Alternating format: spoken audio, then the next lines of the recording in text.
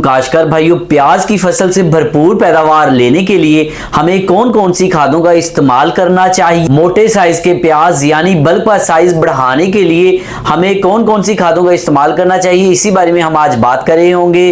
काश्तकार भाइयों, प्याज की फसल को नाइट्रोजनी खाद दें, फास्फोरस यानी नाइट्रोफास और डीएपी, इसके अलावा पोटाश वाली खादें या सल्फर खाद की भी जरूरत होती है।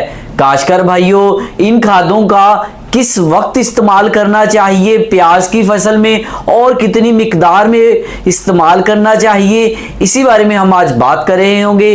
अगर आप लोगों ने हमारे चैनल को अभी तक सब्सक्राइब नहीं किया तो अभी सब्सक्राइब कर लें ताकि फसलों के मुतालिक आने वाली तमाम मुफीद वीडियोस आप तक पहुंच सकें। काश्तकार भाइयों, प्याज की फसल में पहली खाद पनीरी शिफ्ट करने के फौरी बाद दी जाती है। आधे 3 से 4 एक साथ में दी जाती हैं। प्याज की फसल में खाद का इस्तेमाल आमतौर पर 77 से 80 दिनों में किया जाता है। ये अय्याम पनीरी शिफ्ट करने के बाद के हैं। अगर खादों की बात की जाए तो प्याज की फसल में पनीरी शिफ्ट करने के फौरी बाद की पहली किस्त दी जाती है। खाद की पहली किस्त में 1.5 बोरी डीएपी, आधी बोरी एसओपी या एमओपी, लेकिन एसओपी बेहतर होती है, ये इस्तेमाल करनी चाहिए। इसके अलावा 2 किलो सल्फर।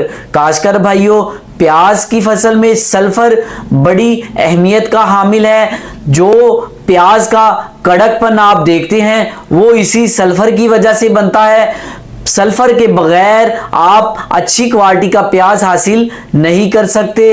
ये पहली किस्त ड्रम के अंदर घोल के भी दे सकते हैं। इसके अलावा नालियों में या खेलियों में इसका छट्टा भी किया जाता है। इसके अलावा आप जो भी खाद प्याज की फसल में देंगे वो ड्रम के अंदर घोल कर इस्तेमाल की जाएगी। इसके बाद जो दूसरी किस्त हम खाद की अपनी प्याज की फसल को देंगे वो इस खाद के 30 से 35 दिन के बाद दी जाती है। इस खाद के अंदर 1.5 बोरी अमोनियम सल्फेट, अगर आप अमोनियम सल्फेट इस्तेमाल नहीं करना चाहते तो 1.25 बोरी यूरिया, उसके साथ 2 किलो सल्फर 2 से 3 किलो किसी अच्छी कंपनी का, जिनमें एफएमसी क्यूमुलस के नाम से दे रही है, एलसीआई कंपनी सल्फोन के नाम से दे रही है, इसके अलावा केंजो कंपनी या अरिस्टा कंपनी, इन चारों कंपनीज में से सल्फर 2 से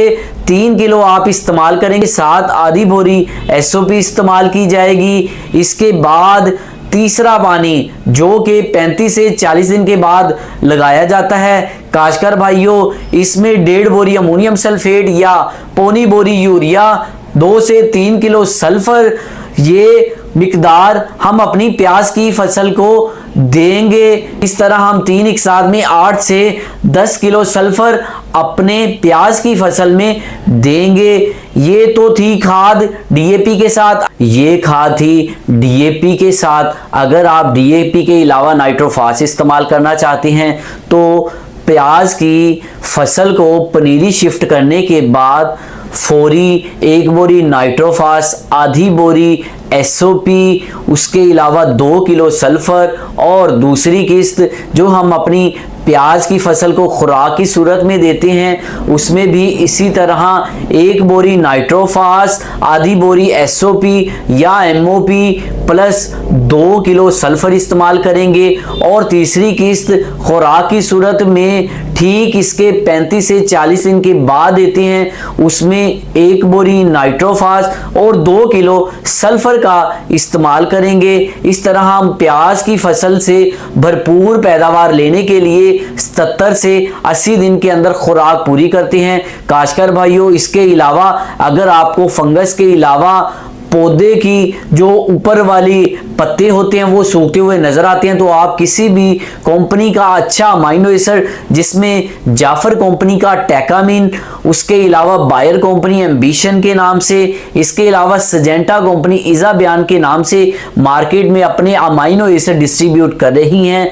ये स्प्रे करके आप इस मुश्किल से भी निजात पा सकते हैं। उसके अलावा काश्तकार भाइयों, 35 से 40 दिन के बाद किसी भी अच्छी कंपनी का माइक्रो न्यूट्रन जिसमें जिंक, कॉपर, मैंगनीज, आयरन वगैरह शामिल हैं वो भी स्प्रे करना चाहिए। इस तरह आप प्याज की फसल से भरपूर पैदावार ले सकते हैं। अस्सलाम वालेकुम।